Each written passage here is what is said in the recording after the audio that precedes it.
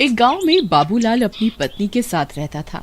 सभी गांव वालों का मानना था कि उसकी पत्नी सुषमा एक चुड़ैल है, लेकिन बाबूलाल गांव वालों की बातों को हमेशा अनसुना कर देता। फिर एक दिन रात होने पर बाबूलाल सो रहा होता है। तभी सुषमा उठती है और धीरे से घर से बाहर निकल जाती है और चलते चलते चुड़ैल में बदल जाती है। फिर वह पास के गांव में घुस जाती है। गांव के सभी लोग अपने अपने घरों के अंदर सो रहे होते हैं। वहीं एक औरत घर के बाहर सो रही होती है। वह चुड़ैल उसके पास जाती है और उसकी गर्दन पकड़कर उसे हवा में उठा लेती है। अरे मर गई रे, ये कब्बक चुड़ैल कहाँ से आ गई? अरे गांव वालों मेरी मदद करो, अरे कोई है, कोई तो मेरी मदद करो। फिर वह चुड़ैल अपना मुंह खोलकर उसकी जान उसके शरीर से खींच लेती है। तभी उस औरत का सिर उसके धड़ से गायब हो जाता है और देखते ही देखते चुड़ैल के 2 सिर हो जाते हैं।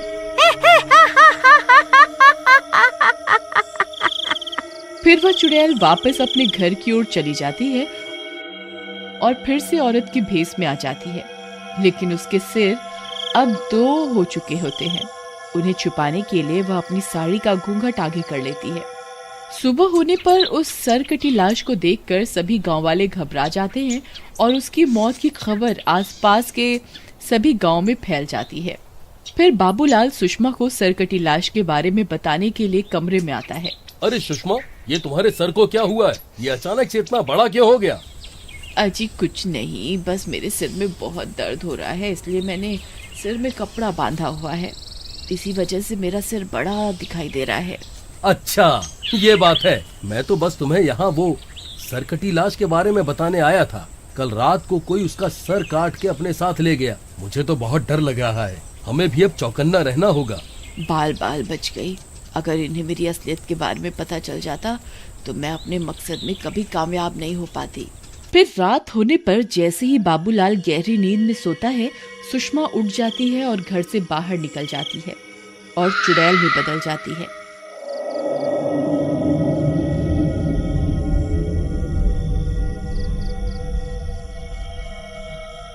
वह अपने शिकार की तलाश करने लगती है। तभी सामने से उसे एक औरत आती हुई दिखाई देती है।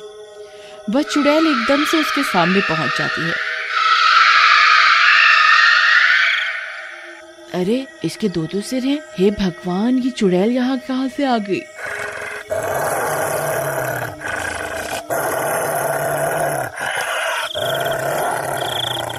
फिर वह चुड़ैल उस औरत की गर्दन पकड़कर उसे हवा में उठा लेती है और अपना मुंह खोलकर उसकी जान भी खींच लेती है। फिर उस औरत का सर भी उसके धड़ से अलग होकर उस चुड़ैल की धड़ पे लग जाता है। फिर वह चुड़ैल वापस अपने घर आ जाती है। सुबह होने पर लोग एक और सिरकटी लाश देखकर घबरा जाते हैं। किसी को कुछ समझ नहीं आता कि आखिर कौन औरतों के सिर काट रहा है।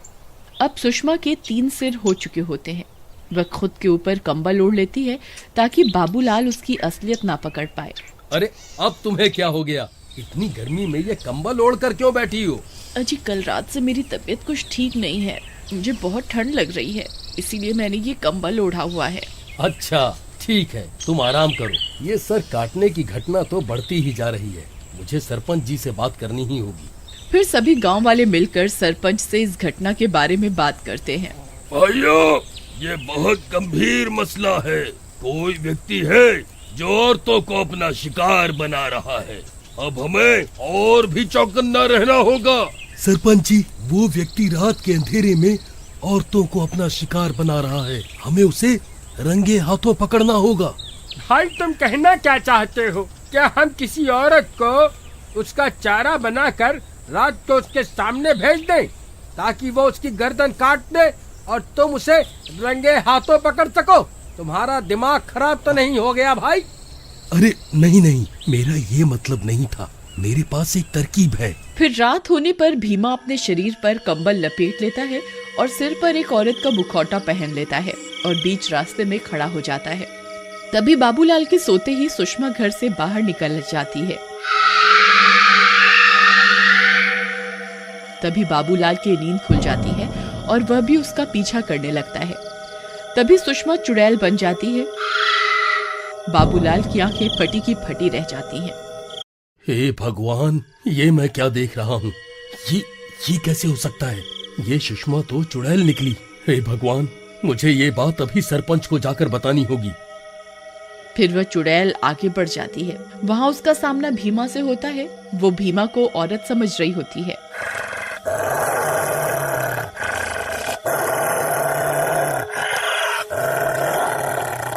अरे मर गए रे! ये क्या? ये तो चुड़ैल है और इसके तो 3-3 सर हैं।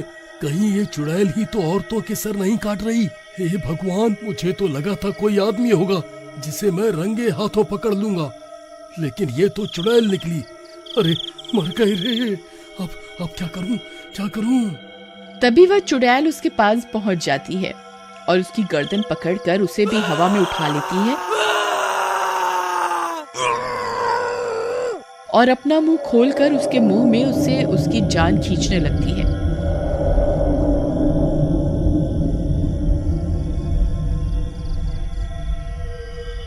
लेकिन मुखौटा होने की वजह से वो नाकाम हो जाती है। अरे ये क्या? मैं इसकी जान क्यों नहीं निकाल पा रही? लगता है मुझे अपने खंजर से इसका सिर इसके धड़ से अलग करना होगा। अरे मर गए रे! ये चुड़ैल तो उस सर को धड़ से अलग करने की बात कर रही है। कहीं चाकू थोड़ा सा नीचे लग गया तो सच में मेरी गर्दन धड़ से अलग हो जाएगी। अब क्या करूं? तभी वह चुड़ैल अपने खंजर से उसके सिर पर वार कर देती है और उसका सिर धड़ से अलग कर देती है। भीमा धड़ के अंदर छुपा रहता है। फिर वो उस सिर को उठाकर अपने सिर से जोड़ने की कोशिश करने लगती है, लेकिन वो सिर नकली होने की वजह से उस चुड़ैल के धड़ से नहीं लगता। वो बार बार सर को अपने धड़ से लगाने की कोशिश करती है, लेकिन वो सर बार बार जमीन पर गिर जाता है। तभी बाबूलाल कुछ गांव वालों को लेकर वहां पहुंच जाता है। देखो गांव वालों, ये वही चुड़ैल है जो सबके सर काट रही है। मैंने अपनी आंखों से देखा है। इसने सुषमा के शरीर पर अपना कब्जा किया हुआ है। तभी भीमा भी कंबल से बाहर निकल आता है। चुड़ैल उसे देखकर चौंक जाती है।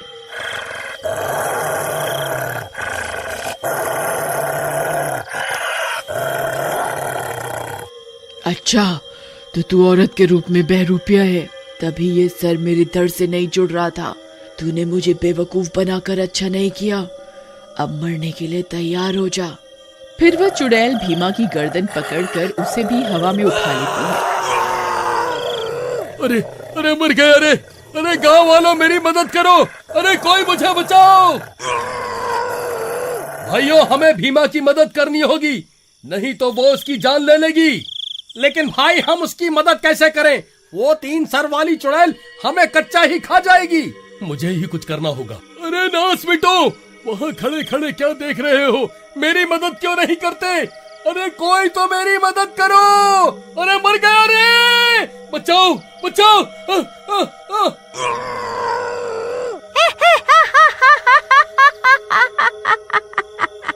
कोई तेरी मदद नहीं करने वाला। अब मरने के लिए तैयार हो जा।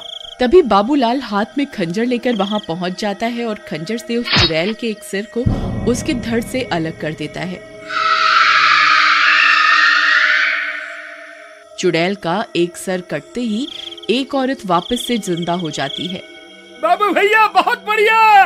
देखो, इसका एक सर कटते ही एक औरत जिंदा हो गई। तभी बाबूलाल उसका दूसरा सिर भी उसके धड़ से अलग कर देता है और तभी दूसरी औरत भी जिंदा हो जाती है। हे भगवान, अब इसका एक ही सर बचा है। क्या पता इसे काटने से मेरी सुषमा वापस आ जाए। फिर इतना सोचकर बाबूलाल उसके बचे हुए आखिरी सर पर भी खंजर से हमला कर देता है और उसके सारे सर कटते ही वो चुड़ैल वापस सुषमा में बदल जाती है। अब सुषमा हमेशा हमेशा के लिए उस चुड़ैल के चंगुल से आजाद हो जाती है। अरे वाह बाबू भाई, तुम तो बहुत हिम्मत वाले निकले। अकेले ही इस चुड़ैल का सामना करने आ गए। सुषमा, तुम ठीक तो हो ना? तुम्हें कहीं कोई चोट तो नहीं लगी ना? अजी, मैं तो ठीक हूँ, लेकिन हम इतनी रात गए यहाँ क्या कर रहे हैं? ये सब गांव वाले मुझे इस तरह क्यों देख रहे हैं? सब ठीक तो है ना? कहीं मैंने कुछ गड़बड़ तो नहीं की ना? भाभी, अभी अभी आप मेरा सर मेरे धड़ से अलग करने पर उतारू थी, लेकिन अब सब ठीक है। फिर बाबूलाल और सुषमा हंसी खुशी साथ साथ रहने लगते हैं और पूरे गांव को उस 3 सर वाली चुड़ैल से आजादी मिल जाती है।